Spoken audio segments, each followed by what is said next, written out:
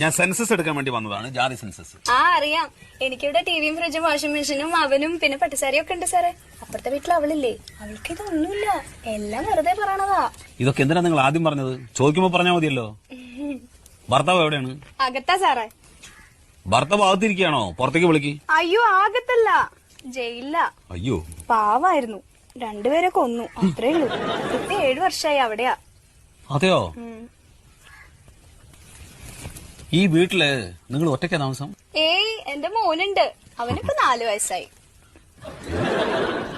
ഭർത്താവ് 7 വർഷമായിട്ട് ജയിലിലാ പറഞ്ഞു, കുട്ടിക്ക് 4 വയസ്സ്.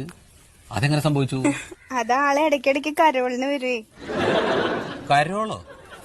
ഈ ജയിലിൽ നിന്ന് ഇടയ്ക്കിടയ്ക്ക് വിടില്ലേ പുറത്തേക്ക്, കരോള്. പരോള്? ആ ചില സ്ഥലത്ത് അങ്ങനെയും പറയും.